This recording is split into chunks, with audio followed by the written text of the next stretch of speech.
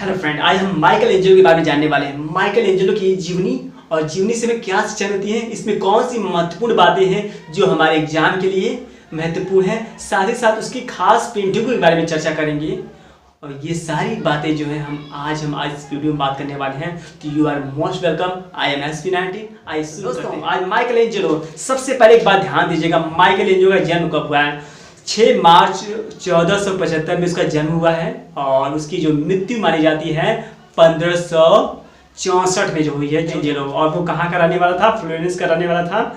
जो गरीब परिवार के थे, उसके जो फादर थे जो हैं वो मैजिस्ट्री में कार्य करते थे और वो उसके पिता चाहते थे कि वो बुद्धिजीवी बने और वो नहीं चाहते थे कलाकृतियों में जाएं। आजीवन भर उन्होंने शादी नहीं की है और वो सारा समय जो है अपनी कला की साधना में अपना जीवन त्याग दिया है। और साथ ही साथ एक बात ध्यान दीजिएगा, 1504 में एक मूर्ति का नाम जो है डेविड की मूर्ति, जो विश्व भर में जो है बहुत ही लोकप्रिय है। और जब वो 29 साल की अवस्था में थे तो उस समय उन्होंने डेविड की मूर्ति बनाई थी और डेविड की मूर्ति की वजह से इनको काफ़ी लोकप्रियता हासिल हुई थी। डेविड की मूर्ति किससे बनी हुई थी? डेविड की मूर्ति जो है संगमरमर से बनी थी और ये बहुत बड़ी थी। ठीक है, ये फ्लोरेंस में वो जो है फ्लोरेंस से वो विश्व भर में प्रसिद्ध हो गए। अब ये 1505 में पोप द्वितीय जूलियस ने उन्हें फ्लोरेंस से रोम में बुलाया।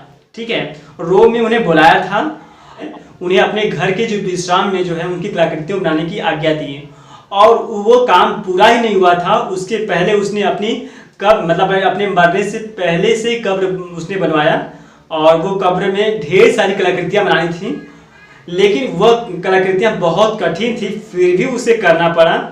लेकिन फिर किसी उसकी विद्रोही ने पोप के कान भरे कि जीते रहते समय आपको कब्र बनवाना आपके लिए अशुभ है। तो उसने क्या किया, जो पोप ने क्या किया, उसने उसको रुकवा दिया और उसे वापस घर भेज दिया और साथ से दोबारा उसको बुलाया और दोबारा काम के लिए उसने सिस्टन चैपल की जो है बहुत सारी कलाकृतियों बनाने की उसको कठोर आज्ञा दी, जो उसके कार्य उसके काम से बहुत ही भिन्न था, और जो उसे करने के लिए वो काफ़ी कठिन था। उसने अपनी एक डायरी में नोट किया है, जो ये डायरी में नोट 15 मार्च 1908 में उसने नोट किया है कि यह कार्य मेरी योग्यता से बाहर है, फिर भी मुझे ये कार्य सौंपा जा रहा है और ये क्योंकि मैं एक मूर्तिकार हूँ, मैं एक चित्रकार नहीं हूँ। उसने ये बात कही थी।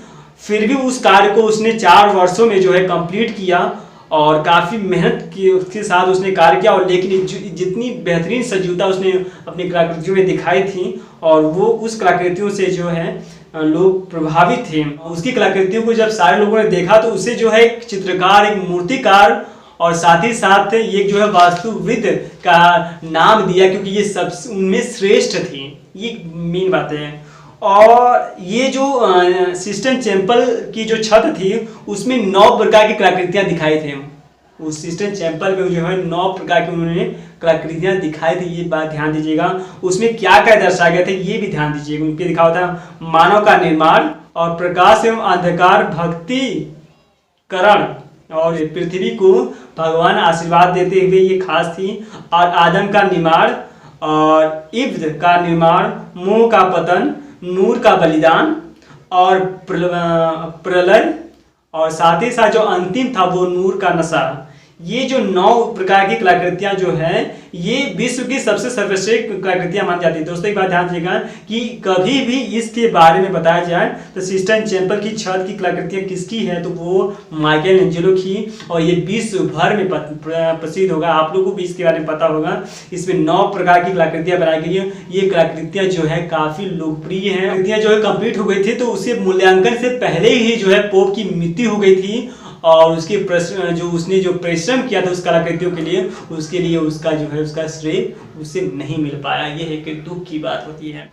दोस्तों, 1534 ईस्वी में जब वो 61 साल का था तो पोप तिती ने उसे जो है फ्लोरेंस से रोम बुलाया था और उसको कौन सा काम देने दिया था? उसने आज्ञा दी कि वो अंतिम न्याय का चित्र बनाए और इस कार्य उसके लिए बहुत जटिल था, फिर भी वह कार्य किया। इस कार्य को संपन्न करने के लिए, पूरा करने के लिए उसे 5 साल लगे।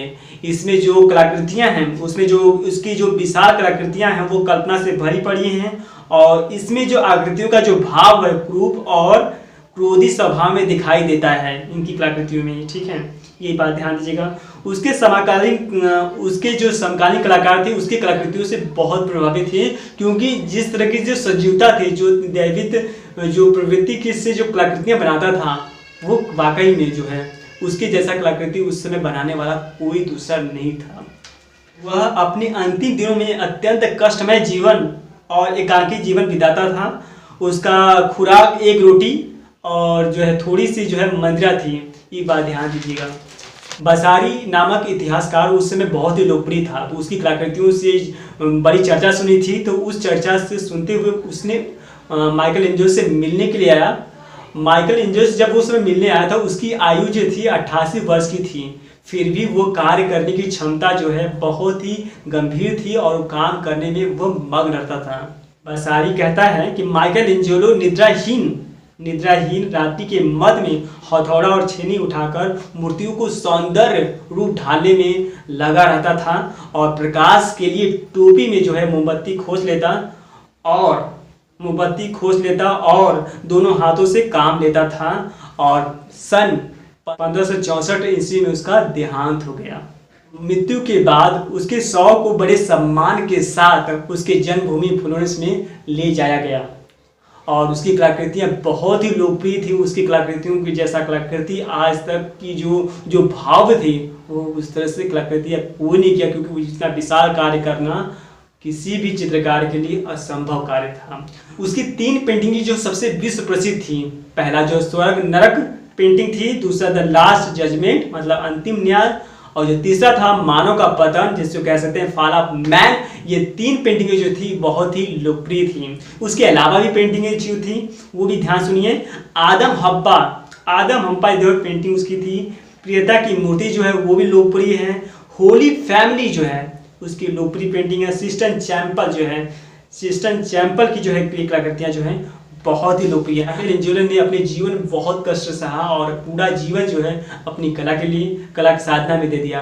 पूरा जीवन उसने कला के साधना में दे दिया, और उसके जैसा कलाकृति और उसके जैसा मेहनती कलाकार विश्व में नहीं हुआ। कलाकृतियों को देखकर बहुत सारे समकालीन चित्रकार उससे जो है प्रभावित तो थे ही, लेकिन बहुत सारे ऐसे कलाकृति उससे चलते भी थे।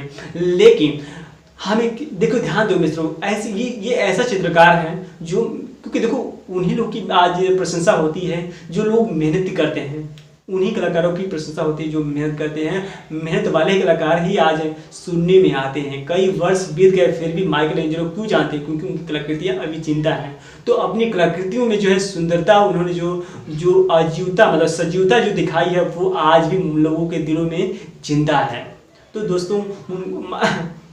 दोस्तों हमें इससे क्या शिक्षा मिलती है? इससे हमें शिक्षा मिलती है कि जीवन में सबसे महत्वपूर्ण हिस्सा है कि जो भी कार्य मिले उसको हमें पूरी मेहनत के सारे करना चाहिए। माना कि हो सकता है वो काम कठिन हो, लेकिन कठिन काम में जो है हमें बहुत ज़्यादा जो है सुखद की अनुभूति होती है, और वो लोगों के लिए बहुत ही प्रेरणादायक हो सकता है। जीवन का यही उद्देश्य जो आपको आगे बढ़ने के लिए साथ देगा। उम्मीद करते हैं कि माइकल एंजेलो की ये महत्वपूर्ण बातें आपको बेहद अच्छी लगी। ये वीडियो आपको कैसा लगा हमारे कमेंट बॉक्स में जरूर लिखिएगा, क्योंकि इसके मेन पॉइंट को सर्च करने में लिए हमने काफ़ी ज़्यादा प्रयास किया। इसके अलावा भी वीडियो हमने जो है इसकी और वीडियो माइकल एंजेलो के अलावा भी और सीधे वीडियो दिया है, आप उसको देख सकते हैं। और चैनल से जुड़े रहिए, क्योंकि हम कला से संबंधित ही बहुत सारे नॉलेज आपको देने वाले हैं। आप तैयारी कीजिए और आगे बढ़िए, और कलाकारों से सीखते रहिए, कलाकृतियों से सीखते रहिए, क्योंकि ये कलाकृति आपको हमेशा प्रभावित करती रहेंगी, और आप भी अपनी कलाकृतियों से लोगों को प्रभावित कीजिए। आपको ढेर सारी शुभकामनाएं, और आप अपनी परीक्षाओं में और हर क्षेत्र में सफल हो, यही हमारी तरफ से बहुत सारी विशेषताएं। Thank you so much, all the best. जय हिंद, जय भारत।